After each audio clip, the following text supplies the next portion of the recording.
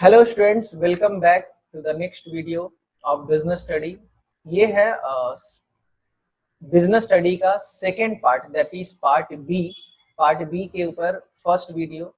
और इस वीडियो में हम लोग बात करेंगे first chapter, that is financial management के बारे में। तो बेसिकली इससे पहले हम लोग पार्ट ए जो है वो पूरा का पूरा कंप्लीट कर चुके हैं। एंड पार्ट ए में आपका nature and significance of management, principle of management के बारे में, फिर उसके बाद business environment, planning, organising, staffing, directing, controlling, ये सारे चैप्टर्स हम लोग कवर किए हैं, जहां पर हम लोग सीखे कि आखिर एक मैनेजर किस तरीके से मैनेजमेंट करता है। और अगर मार्क्स के पॉइंट ऑफ व्यू से देखें तो ये आपका टोटल जो 8 चैप्टर है ये 50 मार्क्स कंटेन करता है। आज हम लोग बात करने वाले हैं पार्ट बी के बारे में।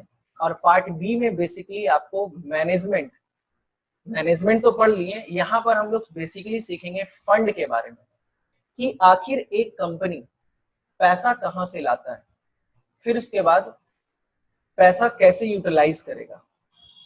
लॉन्ग टर्म डेप्ट होता है, आप अकाउंट्स में पढ़े होंगे, long term liability, short term liability, equity, debenture, preference share, bank से लोन लेना। तो एक कंपनी के पास बहुत सारा ऑप्शंस होता है कि वो फंड अरेंज करे, है ना। तो कौन से फैक्टर को ध्यान में रख के, कौन से ऑप्शंस को सेलेक्ट करके हम वो फंड एक्यूमुलेट करेंगे, बेसिकली आप इस पार्ट बी में पढ़ने वाले हैं। यानी कि बेसिकली अगर देखा जाए तो आप as a fund manager, finance manager, आप इस चैप्टर को पढ़ने वाले हैं। यानी कि कल को अगर आप किसी भी कंपनी में फाइनेंस मैनेजर बन जाते हैं, फंड मैनेजर बन जाते हैं, फाइनेंस डिपार्टमेंट के एम्प्लॉय रहते हैं, तो आपको इन सारे फैक्टर्स को ध्यान में रख के अपने ऑर्गेनाइजेशन के फंड के बारे में बात करना होगा। और अगर हम बात करें फंड की, फाइनेंस की, तो ये बहुत ही क्रूशियल एलिमेंट होता है। क्योंकि अगर ऑर्गेनाइजेशन में कितना भी अच्छा मैनेजमेंट हो, अगर आप फंड को अच्छे से एक्यूमुलेट नहीं कर पाए या फिर फंड को अच्छे से यूटिलाइज नहीं कर पाए, तो हो सकता है कि आपके ऑर्गेनाइजेशन को लॉसेस हो। और अगर लॉसेस होगा तो कभी भी आपका ऑर्गेनाइजेशन का गोल भी अचीव नहीं होगा, और साथ ही साथ आप आपका ऑर्गेनाइजेशन लंबे समय तक बिजनेस कंटिन्यू भी नहीं कर पाएगा। फिर उसके बाद बात करें एक्सपेंशन की, तो हर बिजनेस को एक्सपैंड करने का रिक्वायरमेंट होता है।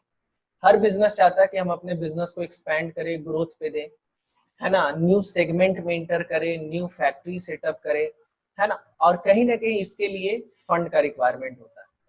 तो बेसिकली ये जो पार्ट बी है, पार्ट बी में आपको financial management, marketing management, financial market and consumer protection, 4 chapter पढ़ना है। और ये चारों चैप्टर आपका 30 मार्क्स कंटेन करता है। Financial market and financial management 2 chapter है जो 15 मार्क्स का है। मार्केटिंग मैनेजमेंट और कंज्यूमर प्रोटेक्शन ये भी आपका 15 मार्क्स का है। ठीक है। तो आज का हमारा जो पहला चैप्टर रहेगा पार्ट बी का, वो है फाइनेंशियल मार्केट के बारे में। तो चलिए समझते हैं फाइनेंशियल मार्केट क्या होता है, sorry financial management, sorry financial management. तो फाइनेंशियल मैनेजमेंट की बात करें तो फाइनेंशियल मैनेजमेंट एकदम सिंपल है। फाइनेंशियल मैनेजमेंट, मैनेजमेंट करना। अब जाहिर सी बात, आप जानते हो कि मैनेजमेंट मतलब होता है किसी भी तरीके का वेस्टेज नहीं होना चाहिए। अगर आप प्रॉपर मैनेजमेंट कर रहे हैं तो टाइम पे काम कंप्लीट होना चाहिए विदाउट एनी वेस्टेज। यानी कि आप शॉर्ट में कह सकते हैं effective and efficient utilisation of resources. अब यहाँ पे लग गया है फाइनेंशियल, मतलब कि यहाँ पे हम लोग फाइनेंस की बात करेंगे, यानी कि पैसे की बात करेंगे। तो फाइनेंशियल मैनेजमेंट में बेसिकली आप कल को मान लीजिए अगर मैनेजर बन जाते हैं तो आप क्या करोगे एज अ मैनेजर, आपका क्या रिस्पॉन्सिबिलिटी होगा फाइनेंस मैनेजर की। सबसे पहले तो ये पता करना कि भाई अगर कंपनी को पैसे का रिक्वायरमेंट है तो कितना पैसे का रिक्वायरमेंट। फिर उसके बाद अगर ये पता चल गया तो नेक्स्ट आप ये आइडेंटिफाई करोगे कि ये पैसा आएगा कहाँ से। बहुत सारे ऑप्शंस हैं, आप बैंक से लोन ले सकते हैं, आप डिबेंचर इशू कर सकते हैं, आप शेयर इशू कर सकते हैं, प्रीफरेंस शेयर इशू कर सकते हैं, इन्वेस्टर, प्राइवेट इन्वेस्टर्स को अप्रोच कर सकते हैं, है ना। आजकल एंजल इन्वेस्टर्स बोल के कुछ नया कॉन्सेप्ट है। तो बहुत सारे मल्टीपल अपॉर्चुनिटीज है। आप अगर प्रैक्टिकली देखें तो बहुत सारी छोटी छोटी कंपनीज ऐसे हैं जो डायरेक्टली बड़े बड़े बिजनेस टाइफून को अप्रोच करते हैं। जैसे मान लीजिए मेरे पास एक बिजनेस अपॉर्चुनिटी है, मेरे पास एक बिजनेस आइडिया है, पर मेरे पास फंड नहीं है, तो हम रतन टाटा जी को अप्रोच करेंगे, हम अंबानी को अप्रोच करेंगे, हम अमिताभ बच्चन को अप्रोच करेंगे, हम शाहरुख खान को अप्रोच करेंगे, ठीक है, अक्षय कुमार को अप्रोच करेंगे। अगर उनको पसंद आया तो वो मेरे कंपनी में, चूंकि उनके पास वो लोग हाई नेट इंडिविजुअल्स है, हाई नेट वर्थ इंडिविजुअल्स, उनके पास बहुत पैसा है, तो वो लोग को अगर ये बिजनेस पसंद आया, बिजनेस मॉड्यूल पसंद आया, तो वो मेरे कंपनी में इन्वेस्ट करेंगे with some terms and condition, ठीक है। तो कहीं ना कहीं यहाँ पर देख पा रहे हो कि बहुत सारा ऑप्शंस है आप फंड अरेंज करने के लिए। तो सेकेंड ऑप्शन होता है एक्विजिशन ऑफ फंड, कि भाई ये फंड आएगा कहाँ से, किस तरीके से आएगा। तो फाइनेंशियल मैनेजमेंट में आप क्या करते हैं, पहले तो फंड कितना चाहिए ये इवैल्यूएट करते हैं, फिर उसके बाद ये फंड कहाँ से आएगा ये इवैल्यूएट करते हैं एज अ फाइनेंस मैनेजर। फिर उसके बाद आपका थर्ड काम होगा कि वो पैसा तो आ गया, अब उस पैसे को एफिशिएंटली यूटिलाइज भी करना आपका रिस्पॉन्सिबिलिटी है। क्योंकि आपको पता है कि ऑर्गेनाइजेशन में दो तरीके का इन्वेस्टमेंट होता है, एक शॉर्ट टर्म इन्वेस्टमेंट, एक लॉन्ग टर्म इन्वेस्टमेंट, है ना। या फिर आपको पता है कि करेंट एसेट्स भी होता है और लॉन्ग टर्म एसेट्स भी होता है। अगर पूरा का पूरा पैसा, जितना भी पैसा आया, अगर आप उसको सही तरीके से कैटेगराइज नहीं किए और पूरा का पूरा पैसा लॉन्ग टर्म इन्वेस्टमेंट में लगा दिए, तो भाई बिजनेस को डे टू डे रन करने के लिए भी बहुत सारे फंड का रिक्वायरमेंट होता है बिजनेस का। जैसे मान लीजिए 100 करोड़ रुपए आया, आप पूरा का पूरा 100 करोड़ लॉन्ग टर्म इन्वेस्टमेंट में इन्वेस्ट कर दिए, आप बिल्डिंग खरीद लिए, मशीनरी खरीद लिए, न्यू टेक्नोलॉजी खरीद लिए, मगर आप डे टू डे एक्सपेंसेस के बारे में आप नहीं सोचे, क्योंकि आपको पता है कि हर बिजनेस का डे टू डे एक्सपेंसेस होता है, और वो अगर आप मीट नहीं करेंगे तो प्रॉब्लम है ना। तो जब फंड आया तो कितना पैसा डे टू डे एक्सपेंसेस के लिए, यानी कि करेंट एसेट्स के फॉर्म में रखे, कितना पैसा लॉन्ग टर्म एसेट्स के लिए रखे, ये कैटेगराइज करना भी बहुत जरूरी हो जाता है, यानी कि एफिशिएंट यूटिलाइजेशन ऑफ रिसोर्सेस। फिर उसके बाद फाइनेंशियल मैनेजमेंट में ये भी आ जाता है कि अगर आप गुड्स को बेच रहे हैं तो आपका क्रेडिट पॉलिसी क्या होगा, यानी कि आप अपने कस्टमर को कितने दिन का उधार देंगे, या फिर आप जिससे रॉ मटेरियल खरीदते हैं उसको, उसके तरफ से आपको कितना क्रेडिट पॉलिसी, कितने दिन का क्रेडिट पीरियड मिलता है। जैसे मान लीजिए एक मैन्युफैक्चरर की बात करें तो वो रॉ मटेरियल खरीदता भी है और उसको प्रोसेस करके बेचता भी है, तो हम जहां से खरीद रहे हैं वहां से मुझे कितना क्रेडिट पीरियड मिल रहा है, 1 महीने का, 2 महीने का, 15 दिन का, कितने दिन का, ये देखना।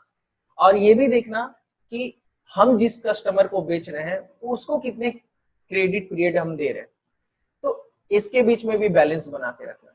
ऐसा नहीं होना चाहिए कि आपको मिल रहा है क्रेडिट पीरियड 15 दिन का, है ना, आप अपने प्रोड्यूसर से 15 दिन का क्रेडिट अलाउ कर रहे हैं और आप अपने कस्टमर को 2 महीने का क्रेडिट पीरियड अलाउ कर रहे हैं, तो इससे प्रॉब्लम क्या होगा, आपका कस्टमर तो 2 महीने बाद पेमेंट करेगा, मगर आपको 15 दिन में ही पेमेंट करना है, तो पैसा कहाँ से आएगा, फिर कैश क्रंच होगा, और कैश क्रंच होगा तो डे टू डे एक्सपेंसेस आप मीट नहीं कर पाएंगे। फिर इसका आपका कंपनी का जो कमिटमेंट है, क्रेडिबिलिटी है, वो डाउन होगा, क्योंकि आपका जब डेटर आपको पैसा ही नहीं दिया तो आप अपने क्रेडिटर को कैसे पैसा दे पाओगे। तो एक फाइनेंस मैनेजर का ये भी रिस्पॉन्सिबिलिटी होता है क्रेडिट पीरियड इवेलुएट करना, कि हमको कितना मिल रहा है और हम कितना दे रहे हैं, ठीक है ना। फिर उसके बाद अगर मान लीजिए आप डिसाइड किए कि आपको लॉन्ग टर्म इन्वेस्टमेंट करना, ठीक है, जैसे कई बार क्या होता है आप कहीं से भी फंड लाए, जैसे मान लीजिए हम एक फाइनेंस मैनेजर है और हम बैंक से फंड लाए, हम बैंक को अप्रोच किए, बैंक को मॉड्यूल समझाए, बैंक खुश, बैंक बोला ठीक है भाई हम फंड देंगे। अब मान लीजिए हमको बैंक अलाउ कर रहा है 10 साल का, कि आपको लोन जो दे रहे हैं 10 साल के लिए दे रहे हैं, मगर हम जो प्रोजेक्ट में पैसा लगाएंगे वहां पे 15 साल के लिए पैसा ब्लॉक हो जाएगा, तो ये भी एक प्रॉब्लम वाली बात है, क्योंकि हमको 10 साल के बाद बैंक को चुकाना है, मगर मेरा जो जहां इन्वेस्टमेंट किया हुआ है वहां पे 15 साल के लिए पैसा ब्लॉक हो गया, तो फिर 10 साल के बाद जब पैसा देने की बारी आएगी तो बैंक को हम कहाँ से पैसा देंगे। तो ये भी बहुत बड़ा रोल प्ले करता है कि जहां से मेरा पैसा आया है ना, वो पैसा के लिए मेरे पास कितना समय है, और हम जहां इन्वेस्ट कर रहे हैं उसका पेबैक पीरियड क्या है। पेबैक पीरियड मतलब होता है कि आप जहां इन्वेस्ट कर रहे हो वहां से आपका पैसा कितने दिन में रिकवर हो जाएगा, कितने दिन में वापस आ जाएगा, इसको कहते हैं पेबैक पीरियड। अगर आप इन्वेस्ट कर रहे हैं और 9 साल में वापस आ जाएगा, यानी कि आपका पेबैक पीरियड क्या है, 9 ईयर। तो ये भी बहुत बड़ा रोल प्ले करता है। ठीक है, तो एक्विजिशन ऑफ फंड का जो टाइमिंग है पेबैक पीरियड के बराबर होना चाहिए, या तो पेबैक पीरियड लेसर होना चाहिए। मतलब 10 साल के लिए अगर लोन लिए हैं तो जहां पर आप इन्वेस्ट कर रहे हैं या तो 10 साल में पैसा आ जाना चाहिए, या तो 9 साल में या 8 साल में। तो ये भी एक बहुत बड़ा रोल प्ले करता है। तो बेसिकली देख रहे हैं कि एक फाइनेंस मैनेजर का बहुत बड़ा रोल होता है कंपनी को एग्जीक्यूट करने में, कंपनी को सक्सेसफुली चलाने में। क्योंकि अगर कंपनी के पास पैसा ही नहीं रहेगा तो भाई प्रॉब्लम है कि नहीं। तो आई होप कि आपको मेरी बात अच्छे से समझ में आई होगी और आपको समझ में आ गया होगा कि इस चैप्टर में हम लोग क्या करने वाले हैं, है ना। तो चलिए शुरू करते हैं। चलो फिर, तो आपके सामने ये है चैप्टर नंबर 9, और सबसे पहला आपका चैप्टर है फाइनेंशियल मैनेजमेंट। अभी तक हम लोग इतना डिस्कस किए फाइनेंशियल मैनेजमेंट के बारे में। चलिए एक बार हम लोग लाइन बाय लाइन रीड कर लेते हैं कि फाइनेंशियल मैनेजमेंट होता क्या। तो हम आपको फाइनेंशियल मैनेजमेंट में क्या बताएं कि भाई financial management in concerned with the efficient acquisition and allocation of fund.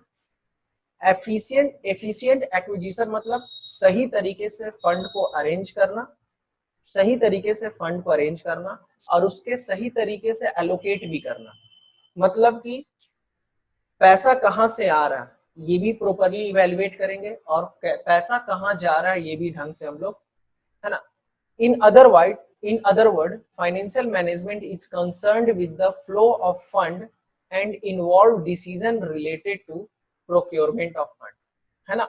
और आप कह सकते हैं कि फाइनेंशियल मैनेजमेंट का मतलब क्या होता है, जहां पर हम लोग डिसीजन लेते हैं फ्लो ऑफ फंड, मतलब पैसा कहाँ जाएगा, फ्लो ऑफ फंड मतलब कहाँ जाएगा, and decision related to procurement of fund. Procurement of fund मतलब कहाँ से पैसा आएगा। अच्छा, पैसा जो आएगा वो लॉन्ग टर्म के लिए होगा कि शॉर्ट टर्म के लिए होगा, ये सब चीज। तो अगर सटीक डेफिनेशन की बात करें तो कह रहा है financial management means efficient acquisition of finance. सबसे पहले एफिशिएंट एक्विजिशन ऑफ फाइनेंस मतलब कि सही तरीके से पैसा कहां से आएगा। फिर उसके बाद अगर पैसा आ गया तो एफिशिएंट यूटिलाइजेशन ऑफ फाइनेंस, उसको सही तरीके से यूटिलाइज करना, एंड कुछ इस तरीके से यूटिलाइज करना कि अल्टीमेटली उसका सरप्लस शेयर होल्डर को जाए, है ना। क्योंकि किसी भी कंपनी की हम लोग बात कर रहे हैं कंपनी की, तो कंपनी का मालिक कौन होता है, शेयर होल्डर। और शेयर होल्डर पैसा जो लगाता है इस मोटिव से लगाता है कि कंपनी उसको डिविडेंड के तौर पे कंपनी उसको बेनिफिट देगा, और साथ ही साथ कंपनी का शेयर का प्राइस भी इंक्रीज होगा। तो किसी भी कंपनी का शेयर का प्राइस तभी इंक्रीज होगा जब वो फाइनेंशियली स्ट्रांग है, और साथ ही साथ उसका ग्रोथ हो रहा है ईयर बाय ईयर, और साथ ही साथ कंपनी हर साल अपने शेयर होल्डर को डिविडेंड भी बांट रही है। तो फाइनेंशियल मैनेजमेंट में होता क्या है, basically efficient acquisition of finance, सही तरीके से फंड अरेंज करेंगे, है ना। ऐसा नहीं कि आपको लॉन्ग टर्म इन्वेस्टमेंट करना था और आप जो फंड लाए हैं वो शॉर्ट टर्म बेसिस पे लाए, तो प्रॉब्लम है। कल को अभी तो आपका काम हो गया, मगर कल को जब रीपेमेंट का बारी आएगा तो आप फंस जाओगे, है ना। कैश क्रंच हो जाएगा ऑर्गेनाइजेशन में।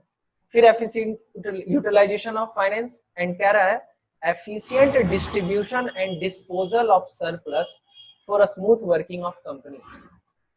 और एफिशिएंट डिस्ट्रीब्यूशन भी होना चाहिए, मतलब जो भी सरप्लस आया उसको सही तरीके से डिस्ट्रीब्यूट करेंगे ताकि ऑर्गेनाइजेशन का स्मूथ वर्किंग चलता रहे, है ना। आई होप कि आपको डेफिनेशन एकदम क्लियर होगा। नेक्स्ट है आपका role of finance management. Role क्या है, एक फाइनेंस मैनेजमेंट का रोल क्या होता है। तो सबसे पहला रोल है ये डिसाइड करता है, ये बताता है कि size and composition of fixed assets क्या होगा, है ना। अब जैसे मान लीजिए आपकी कंपनी में जितना फंड रहेगा उसके हिसाब से ही ना आप एसेट्स लगाओगे या फिर आप अपने ऑर्गेनाइजेशन में इन्वेस्टमेंट करोगे। जितना ज्यादा फंड है उतना ज्यादा इन्वेस्टमेंट होगा, उतने लार्ज स्केल पे प्रोडक्शन होगा और उतना ज्यादा आपके पास फिक्स्ड एसेट्स होगा। तो कहीं ना कहीं फाइनेंशियल मैनेजमेंट ये भी डिसाइड करता है कि आपके ऑर्गेनाइजेशन का फिक्स्ड एसेट्स कितना होगा, कितने का होगा, और प्लस ये भी बताता है कि आपके ऑर्गेनाइजेशन का साइज क्या होगा, क्या वो जेंट साइज का होगा कि छोटे स्केल पे आप काम करोगे बिजनेस। ठीक है, तो the size and composition of fixed assets depend upon directly on investment decision. How much capital company is planning to invest, कितना पैसा कंपनी इन्वेस्ट करना चाहता है, इस पे डिपेंड करता है कि आपके कंपनी का size and composition of assets क्या होगा। नेक्स्ट है आपका amount and composition of current assets. अब आपको पता है करेंट एसेट्स क्या होता है, हमारे पास कैश, करेंट एसेट्स में क्या आता है, कैश आता है, इन्वेंट्री आता है, बिल्स रिसीवेबल आता है, डेटर आता है, ठीक है ना, लूज टूल्स आ जाते हैं। तो ये जो करेंट एसेट्स है, ये जो करेंट एसेट्स है ये भी बहुत बड़ा रोल प्ले करता है। करेंट एसेट्स का सबसे बड़ा पार्ट क्या है, कैश। अब ये बताओ ऑर्गेनाइजेशन के पास अगर इनफ कैश नहीं रहेगा, अगर इनफ कैश नहीं रहेगा तो क्या ऑर्गेनाइजेशन अपना फाइनेंशियल कमिटमेंट फुलफिल कर पाएगा। अगर कंपनी डिसीजन लिया है कि हमको 1 महीने में अपने क्रेडिटर को पेमेंट करना है तो मेरे पास फाइनेंस का अवेलेबिलिटी होना चाहिए। तो फाइनेंशियल मैनेजमेंट से ये भी पता चलता है कि आप अपने डेटर को कितना दिन का उधार देंगे, आप कितने का बिल्स रिसीवेबल का पीरियड रखेंगे, आप कितने का कैश अपने पास स्टॉक रखेंगे, कितने का कैश अपने पास एनी टाइम रेडी रखेंगे, आप कितने का स्टॉक मेंटेन करके रखेंगे, इन्वेंट्री मेंटेन करके रखेंगे, ये भी बहुत बड़ा रोल प्ले करता है। तो कंपोजिशन ऑफ करेंट एसेट्स क्या होगा, कितने का एसेट्स होगा, कितने का डेटर होगा, कितने का बिल्स रिसीवेबल होगा, कितने का कैश होगा, कितने का बैंक बैलेंस आप रखेंगे, है ना।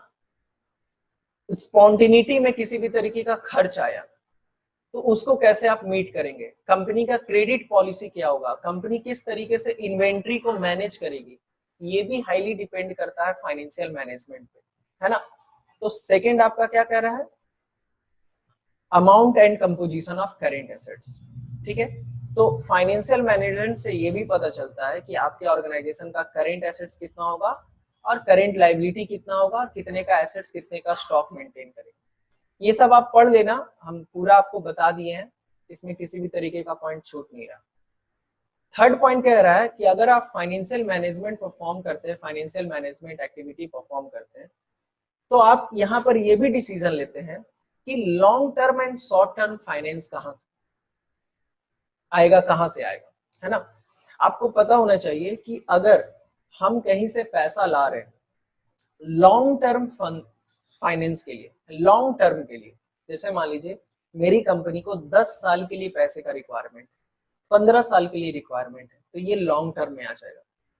तो लॉन्ग टर्म के केस में इंटरेस्ट का रेट जो है वो ज्यादा लगता है और शॉर्ट टर्म के केस में इंटरेस्ट का रेट कम रहता है। सर ऐसा क्यों सर, शॉर्ट टर्म में कम लगता है लॉन्ग टर्म में ज्यादा लगता है। देखिए रीजन ये है क्योंकि जैसे मान लीजिए आज मेरी कंपनी का स्थिति बहुत अच्छा है, फाइनेंशियली मेरी कंपनी साउंड है, एसेट्स बहुत अच्छा है, लायबिलिटी बहुत कम है, कंपनी को पैसे का जरूरत है, बैंक को अप्रोच किए, कंपनी मेरा पूरा बैलेंस शीट देखा, देखा कि कंपनी 1 नंबर चल रहा है, 4 साल से इसको लगातार प्रॉफिट हो रहा है, कंपनी का बैलेंस शीट भी एकदम तगड़ा है, कोई दिक्कत नहीं, कंपनी एकदम साउंड है, किसी भी तरीके का डिफॉल्ट नहीं किया, तो कंपनी तुरंत हमको लोन दे देगी। मगर हम लोन ले रहे हैं 15 साल के लिए, तो कंपनी, बैंक ये भी देखेगी कि भाई आज कंपनी बहुत अच्छा चल रहा है, हम दे रहे हैं 15 साल के लिए लोन, तो 15 साल के बाद क्या होगा कंपनी का स्थिति ये कैसे बता देगा। बैंक तो फंस गया। फिर आज कंपनी बहुत अच्छा साउंड है मगर 15 साल के बाद कंपनी का स्थिति कैसा होगा ये कैसे डिसाइड कर ले। आज अच्छा है जरूरी थोड़ी कि 15 साल के बाद भी अच्छा हो। तो यहाँ पर बैंक के लिए रिस्क बढ़ गया, बैंक के लिए रिस्क बढ़ गया, क्योंकि आज से 15 साल की बात कर रहे हैं। तो कहीं ना कहीं अगर रिस्क बढ़ गया है बैंक के लिए, तो बैंक ज्यादा इंटरेस्ट चार्ज करेगा। और वही हम लोन लिए मात्र 6 महीना के लिए, 1 साल के लिए, तो बैंक देख रहा है 1 साल में ज्यादा स्थिति गड़बड़ाता नहीं है, तो बैंक के लिए रिस्क कम है। तो रिस्क कम है तो रेट ऑफ इंटरेस्ट भी कम लगेगा। तो बेसिकली लॉन्ग टर्म के केस में रेट ऑफ इंटरेस्ट ज्यादा लगता है और शॉर्ट टर्म के केस में रेट ऑफ इंटरेस्ट कम लगता है। तो कंपनी को ये भी देखना पड़ता है कि हम जो पैसा अरेंज कर रहे हैं लॉन्ग टर्म में कर रहे हैं कि शॉर्ट टर्म में कर रहे हैं। और अगर लॉन्ग टर्म में कर रहे हैं तो भाई रेट ऑफ इंटरेस्ट ज्यादा लगेगा, और रेट ऑफ इंटरेस्ट ज्यादा लगेगा तो फिर हमको इंटरेस्ट ज्यादा देना पड़ेगा, और इंटरेस्ट ज्यादा देना पड़ेगा तो हमको मेरा जो कंपनी का प्रॉफिट है वो रिड्यूस होगा, और कंपनी का प्रॉफिट अगर रिड्यूस होगा तो शेयर होल्डर को डिविडेंड कम मिलेगा, है कि नहीं। तो कहीं ना कहीं ये चेन है। तो और सबसे बड़ी बात कि आप एक बार जब डिसीजन ले लेते हैं तो वो इरिवर्सिबल होता है। अगर कंपनी का फाइनेंस मैनेजर ये डिसीजन ले लिया कि हमको लॉन्ग टर्म में फाइनेंस फंड अरेंज करना, लॉन्ग टर्म से फंड अरेंज करना, तो रेट ऑफ इंटरेस्ट ज्यादा लगेगा। और डिसीजन लेने के बाद, फंड अरेंज करने के बाद आप अपने डिसीजन को रिवर्स नहीं कर सकते, है ना। एक बार जो डिसीजन ले लिए, अब अगर ये गलत डिसीजन हो गया तो ये आपके कंपनी को 15 साल तक अफेक्ट करेगा, 15 साल तक आपको इंटरेस्ट देना पड़ जाएगा ज्यादा। तो कहीं ना कहीं लॉन्ग टर्म फाइनेंस होगा कि शॉर्ट टर्म फाइनेंस होगा, ये भी बहुत बड़ा रोल प्ले करता है। और आपको ये डिसीजन बहुत अच्छे से लेना पड़ता है ना। आई होप कि आपको ये थर्ड पॉइंट बहुत अच्छे से क्लियर होगा। चलिए, तो अभी हम लोग पढ़ रहे हैं रोल ऑफ फाइनेंशियल मैनेजमेंट में, जिसमें कि हम लोग 3 पॉइंट पढ़े कि फाइनेंशियल मैनेजमेंट से हम लोग को समझ में आता है कि हमारे फिक्स एसेट्स का, है ना, कंपोजिशन क्या होगा, हमारे ऑर्गेनाइजेशन का साइज क्या होगा, हमारा करेंट एसेट्स का कंपोजिशन क्या होगा, एंड नेक्स्ट क्या है कि आप long term finance long term के थ्रू फंड अरेंज करोगे कि शॉर्ट टर्म के थ्रू अरेंज करोगे, ये भी बहुत बड़ा रोल प्ले करता है। नेक्स्ट है ब्रेकअप। वो वाला ब्रेकअप नहीं जो तुम सोच रहे हो, ये ब्रेकअप अलग है। ये ब्रेकअप है कि आप अगर लॉन्ग टर्म फाइनेंस लाते हो, अगर आप लॉन्ग टर्म फाइनेंस लाते हो तो उसका ब्रेकअप कैसे करोगे। यानी कि लॉन्ग टर्म में भी बहुत सारा तरीका है, या तो शेयर इशू कर दीजिए। लॉन्ग टर्म कैसे फंड अरेंज कर सकते हैं, लॉन्ग टर्म मतलब क्या होता है, 10 साल, 15 साल, 20 साल, है ना, ये सब आपका आ जाएगा लॉन्ग टर्म में, 10 साल से ऊपर आप कह लो। तो लॉन्ग टर्म में लॉन्ग टर्म फाइनेंस कैसे अरेंज किया जा सकता है, आप शेयर इशू कर दीजिए, आप इक्विटी इशू कर सॉरी डिवेंचर इशू कर दीजिए, या फिर इन्वेस्टर से लॉन्ग टर्म फंड अरेंज करिए। बात समझ में आया।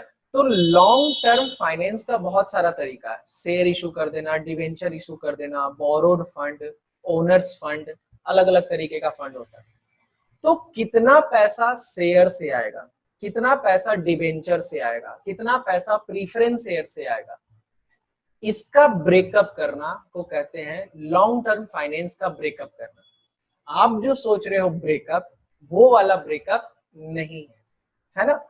चलिए, तो क्या कह रहा है, breakup of long term finance into डेब्ट या फिर इक्विटी, है ना। मान लीजिए आपको 10 लाख रुपए का रिक्वायरमेंट है, सॉरी 1 करोड़ रुपए का रिक्वायरमेंट है, करोड़ों में बात करेंगे हम लोग।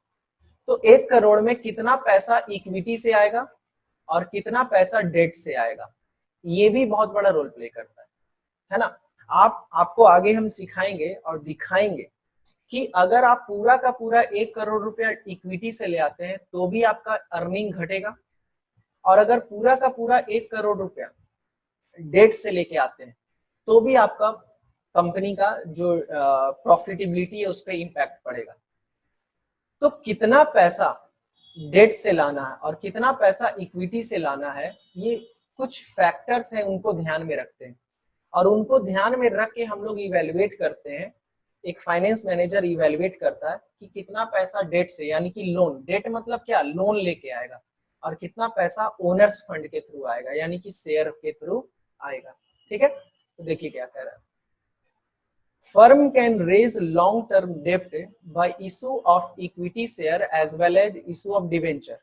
डिवेंचर एक तरीके का क्या है, डेट फंड है। आप 11 में पढ़े हो ना, डिवेंचर क्या है, डेट फंड है, और शेयर क्या है, ओनर्स फंड है। आप बहुत अच्छे से पढ़े हो 11 क्लास में, डेट फंड क्या होता है, ओनर्स फंड क्या होता है। And other borrowed fund security, financial management helps in fixing this ratio. इस रेशियो को कैसे फिक्स करते हैं ये हम लोग आगे पढ़ेंगे, मगर इतना तो समझ में आ रहा है कि अगर आप फाइनेंस मैनेजर हैं तो डेट से कितना पैसा लाएंगे, ओनर्स फंड से कितना पैसा लाएंगे, ये भी बहुत बड़ा रोल प्ले करता है। एंड लास्ट क्या कह रहा है, all the item in profit and loss account. और बाबू ये सारा का सारा आपके प्रॉफिट एंड लॉस को अफेक्ट भी करता है, यानी कि आपका जो फंड आ रहा है ये इसका डायरेक्ट इम्पैक्ट आपके प्रॉफिट एंड लॉस अकाउंट में होगा, यानी कि आपके प्रॉफिटेबिलिटी पे होगा।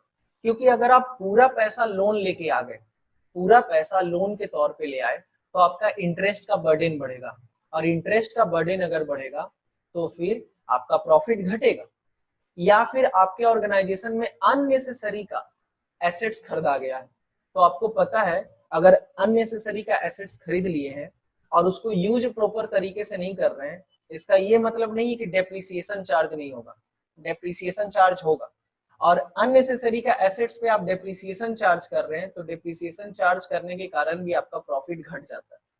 तो कहीं ना कहीं आपके ऑर्गेनाइजेशन में कितने का एसेट्स होना चाहिए, कितने का डेट फंड होना चाहिए, ये डायरेक्टली रोल प्ले करता है आपके प्रॉफिटेबिलिटी पे, डायरेक्टली आपके प्रॉफिटेबिलिटी को क्या करता है, इंपैक्ट करता है। इसलिए कह रहा है all item in profit and loss account, all the item of profit and loss account are affected by decision of financial management. Generally, item related to expenses and revenue are recorded in profit and loss account.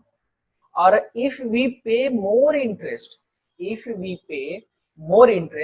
depreciation, it will increase the expenses and affect the profit and loss account. तो अगर हम लोग ज्यादा interest दे रहे हैं, ज्यादा depreciation charge कर रहे हैं, तो हमारा प्रॉफिटेबिलिटी जो है वो घटेगा। और ये किसको इम्पैक्ट करेगा, ये इम्पैक्ट करेगा शेयर होल्डर को, क्योंकि जितना ज्यादा प्रॉफिट घटेगा हमारे कंपनी का जो डिविडेंड है वो कम डिस्ट्रीब्यूट होगा शेयर होल्डर के बीच में। तो कहीं ना कहीं पूरा पढ़ने के बाद आपका कंक्लूजन क्या आया, ये एक बार पढ़ लेते हैं, और आज के क्लास में इतना ही रखते हैं। After learning the role of financial management in the business, we can say the success and failure of organization depend upon the decision of financial management, है ना। किसी भी कंपनी का सक्सेस और फेल्यूर डिपेंड करता है डिसीजन पे। किसका डिसीजन पे, फाइनेंस के डिसीजन पे। आप अगर गलत तरीके से एक बार डिसीजन ले लिए ना, तो डिसीजन होता है इरिवर्सिबल, आपको 15 साल तक 20 साल तक इंपैक्ट करेगा, और हो सकता है कि आपका कंपनी बर्बाद भी हो जाए, है ना। Efficient financial management result in success of business and improve overall health of the business organisation, है ना। और कहीं ना कहीं अगर सही तरीके से आप अपने फंड को यूटिलाइज किए तो आपके ऑर्गेनाइजेशन का जो हेल्थ है वो सक्सेस सही रहेगा, और आपके ऑर्गेनाइजेशन का ओवरऑल ग्रोथ भी अच्छा होगा। आप सुने होंगे कंपनी का नाम है वीडियोकॉन। वीडियोकॉन पहले D2H सर्विसेज देता था, वीडियोकॉन टेलीकॉम इंडस्ट्री में भी आ गया, वीडियोकॉन अप्लायंसेस भी बनाना चालू कर दिया। कंपनी के पास बहुत पैसा था, मगर कंपनी जो अपने एक्टिविटीज को सही से आइडेंटिफाई नहीं किया, और कंपनी हर सेगमेंट में एंट्री किया और हर सेगमेंट में जरूरत से ज्यादा पैसा इन्वेस्ट किया। एक समय ऐसा आया कि सारे सेगमेंट को वो कंट्रोल नहीं कर पाया, ना टेलीकॉम इंडस्ट्री को कंट्रोल कर पाया, ना ये जो टेलीविजन वाला होता है, क्या बोलते हैं उसको, मीडिया, सैटेलाइट के थ्रू जो आपका टीवी चैनल चलता है, नाम बोल रहे उसका, ना टेलीकॉम इंडस्ट्री को संभाल पाया, और ना ही होम अप्लायंसेस को संभाल पाया, ना आपका मीडिया को संभाल पाया। तो कहीं ना कहीं इस वजह से क्या हुआ, चारों तरफ से कंपनी का जो लॉसेस है वो बढ़ते चला गया और कंपनी को अल्टीमेटली बंद करना पड़ गया। आज के डेट में वीडियोकॉन एग्जिस्ट नहीं करता है और जो बचा कुचा एसेट्स था वो दूसरी कंपनी खरीद ली। तो कहीं ना कहीं आप अगर ढंग से अपने फाइनेंशियल एसेट्स को सही तरीके से यूज नहीं कर रहे हैं, आप अपने फंड को सही तरीके से यूज नहीं कर रहे हैं, तो आपका ऑर्गेनाइजेशन अच्छे से रन नहीं कर पाएगा। तो आज के क्लास में बस इतना ही, मिलते हैं नेक्स्ट वीडियो में और उसमें हम लोग आगे चर्चा करेंगे फाइनेंशियल मैनेजमेंट के बारे में। Thank you so much.